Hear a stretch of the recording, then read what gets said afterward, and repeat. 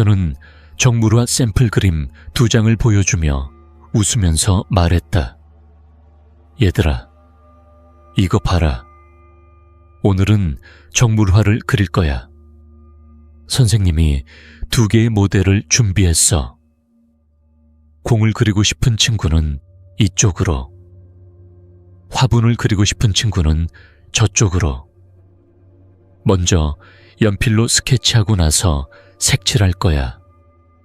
색 준비해. 서로 뺏지 말고. 오늘은 9명이 모였는데 분위기가 아주 즐거웠다. 아이들은 금방 2쪽으로 나뉘었다. 나는 속으로 무척 기뻤다. 그림 수업을 시작한 지도 벌써 3개월. 첫 주에는 아무도 등록하지 않았었다. 그러다 2주째 겨우 1명. 나는 학교 앞까지 나가서 홍보하기도 했다. 지금은 월수금.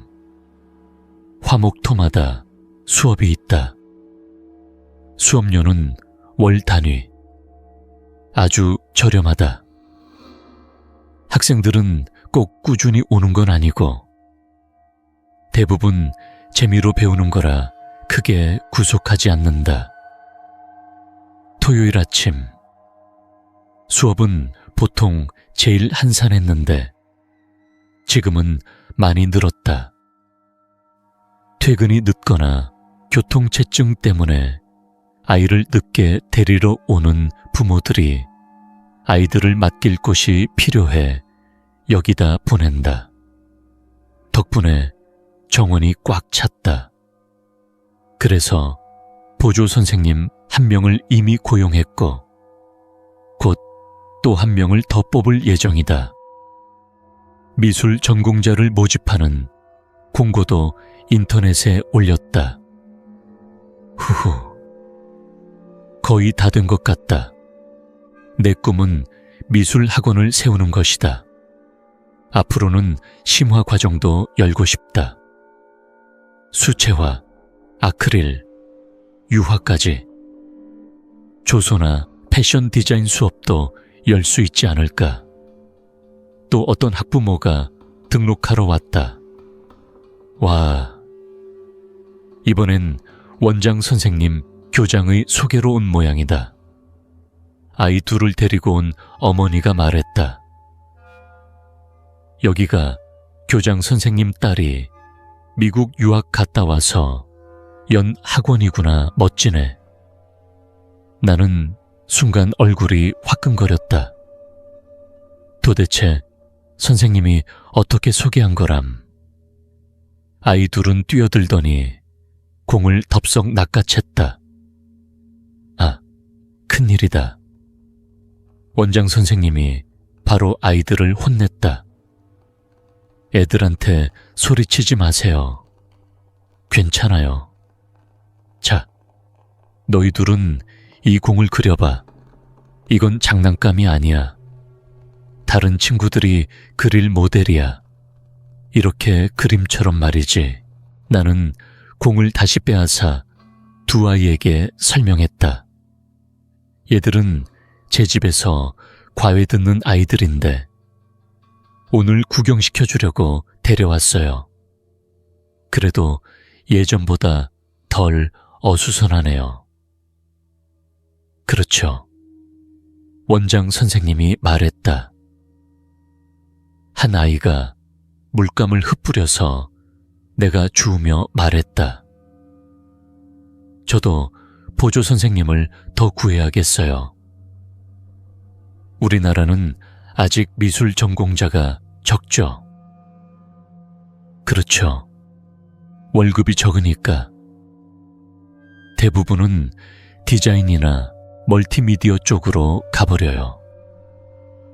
학생들 상대로 아르바이트 구해보는 건 어때요? 그 친구들은 기본급만 받아도 될 텐데요. 원장 선생님이 말했다. 나는 더 대화하고 싶었지만 정신이 하나도 없었다. 아이들은 뛰어다니고 장난치고 어떤 아이는 종이를 찍고, 어떤 아이는 친구 물감을 뺐고, 또 어떤 아이는 내 나무 모형을 부수려 했다. 선생님은 다 본 듯 고개만 끄덕이고 돌아갔다. 그때 한 여자아이가 팔짱을 끼고 말했다. 안 그릴래요. 정물화만 그리니까 재미없어. 풍경 그리고 싶단 말이에요. 고양이, 공원, 나무, 꽃. 맞다. 아이들에게 정물화만 시키니까 지겨운 거다. 애들은 새로운 걸 좋아한다. 같은 주제만 계속 그리면 나조차도 지겹다. 뭔가 다른 활동을 넣어야 한다. 야외 수업이라도 학교에서 단체로 나가 놀 때 함께 그림 그리기 활동을 넣으면 어떨까? 그런데 예상보다 적자가 심각했다. 학생이 많아졌으니 수업료로 충분히 감당할 거라 생각했는데 지출이 훨씬 컸다. 나는 장부를 붙잡고 머리를 싸맸다.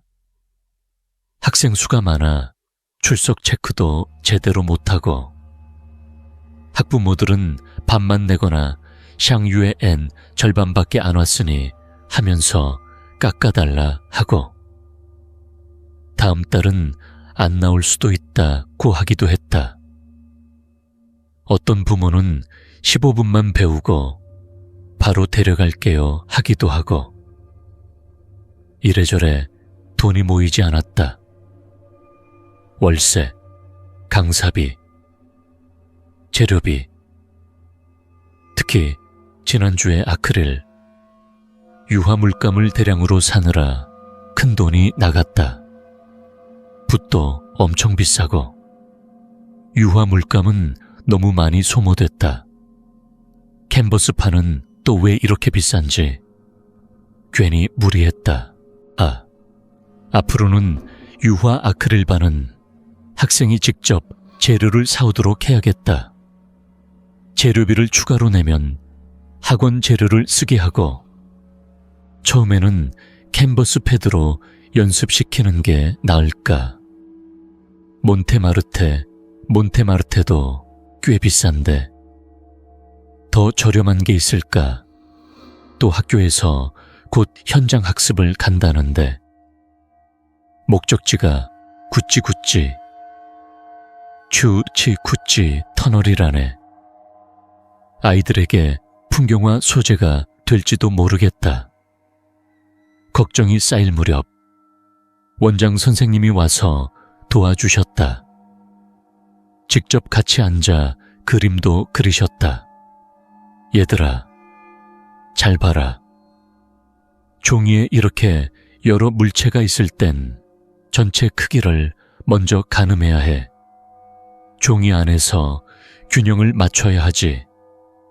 먼저 축을 잡고 대강 스케치한 다음 각자 앉은 자리에서 보이는 구도로 그려.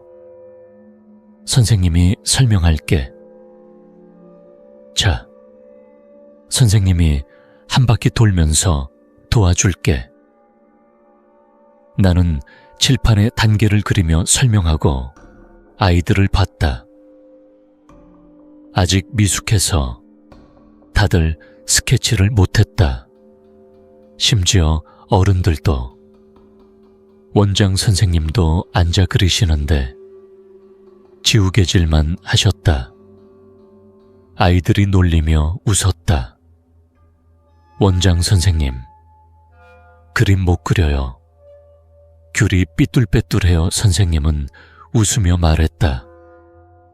아이고, 들켰네. 이제 곧 선생님한테 혼나겠다. 교실은 웃음바다가 됐다. 나는 진지하게 말했다. 선생님, 아직 충분히 연습이 안 되신 거예요. 급하게 그리면 틀려요. 스케치를 먼저 하고 그 다음 직선을 잡아야 해요. 지금은 균형이 안 맞아요. 귤을 너무 크게, 주전자는 너무 작게 그리셨잖아요. 가까이 있는 게 뭘까요? 예를 들어 이 귤이 주전자 크기의 1/4이면 먼저 주전자를 잡아야 맞아요. 선생님은 고개를 끄덕이며 다시 집중했다. 나는 웃으며 말했다. 너무 긴장하지 마세요. 서두르지 말고 차근차근. 이건 며칠 동안 그려도 돼요. 그런데 교장 선생님이 교실까지 내려와서 학생이랑 같이 그리시다니. 선생님은 말했다. 저는 초등학교 담임이라 전 과목을 다 가르쳐요. 미술, 음악, 기술 다 하죠. 그런데 그림을 못 그리면 아이들한테 가르치기 힘드니까 배우러 왔어요. 또 그냥 잘 그리고 싶기도 하고요. 모두 웃었다. 학부모 중 한 분이 농담처럼 말했다. 교장 선생님은 선생님 앞에서만 긴장하는 것 같아요. 선생님은 얼굴이 새빨개져서 다시 그림에 몰두했다. 나는 내 옛날 스케치북을 꺼내 보여주었다. 이건 제가 대학 다닐 때 연습했던 스케치북이에요. 틈날 때마다 연습해야 해요. 점심 먹으며 비둘기도 그리고, 채점하다가 컵도 그리고, 카페에서 사람도 그리고, 볼펜으로도 돼요. 금방 실력이 늘어요. 선생님은 감탄했다. 우와, 진짜 예술가 같네. 검은 종이에 흰 펜으로도 그려요. 고양이 털 표현이 너무 사실적이다. 손그림, 건축물, 자전거, 다리, 전부 멋지네요. 그는 금세 흥미를 보이며 따라 그리기 시작했다. 아이들은 풍경화를 사진 보고 연습하게 했다. 나는 말했다. 곧 현장 학습 나가면 직접 풍경화를 그릴 거야. 오늘은 사진으로 미리 연습해보자. 아이들은 신이 났다. 선생님도 고마워하며 스케치북 값을 주려 했지만 나는 손살에 쳤다. 아니에요. 선생님이 도와주셔서 오히려 제가 감사해요. 오늘 아이들이 얌전한 건 다 선생님 덕분이에요. 그러자 선생님이 말했다. 근데 힘들다면서요. 요즘 라면만 먹는다던데. 저보다 더 가난한 거 아니에요.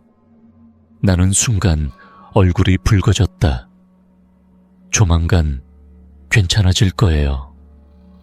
지금은 학원 막 시작한 거라 초기 비용이 많이 들어서 그래요. 그는 고개를 끄덕이며 교실을 둘러봤다. 정말 대단해요. 직접 학원 차리고 이렇게 열심히 하는 거. 필요하면 꼭 얘기하세요. 다음 주 현장 학습도 제가 도와드릴게요. 아이들 데리고 밖에 나가면 통제가 힘들어요. 예전에 한 번은 애가 길을 잃어 사라진 적도 있었거든요. 시겁했죠. 나는 갑자기 걱정이 됐다. 교실 안에서도 겨우 제어하는데 구찌에 가면 어쩌지? 아직 구찌 안 가봤어요. 저는 모든 초등학생은 최소 한두 번은 간다고 생각했는데 저는 어릴 때 해마다 갔어요. 터널 구경하고 황참 부엌도 보고 기록 영화도 보고 밴독 사당에도 가요. 거기 마당이 넓어서 아이들 모아 그림 그리기 딱이에요. 그리고 노래나 놀이도 하고 점심 먹고 돌아오죠. 그 얘기를 듣자 희미한 기억이 떠올랐다. 나도 한 번 간 적이 있었던 것 같다. 그때 전학 온 지 얼마 안 돼서 아무도 놀아주지 않았다. 나는 혼자 그림만 그리고 있었는데 그때 어떤 여자아이가 다가와 준 것 같았다. 얼굴은 기억이 잘 안 난다. 그냥 그 아이가 내 옆에 와 있었던 것 같다. 뻑! 뭔가 내 발목을 잡았다. 아래를 보니 검은 머리카락을 한 소녀가 내 다리를 붙잡고 있었다. 피투성이 얼굴, 원망 가득한 눈, 꼭 담은 입술, 피 묻은 흰옷. 나는 비명을 질렀다. 깍 뒤로 넘어지자 그 아이가 손을 내밀며 피를 흘리고 다가왔다. 울부짖는 소리까지. 원장 선생님이 달려왔다. 무슨 일이에요? 왜 물감을 온몸에 쏟았어 너희들? 선생님, 물감 망가뜨렸지 선생님. 괜찮으세요?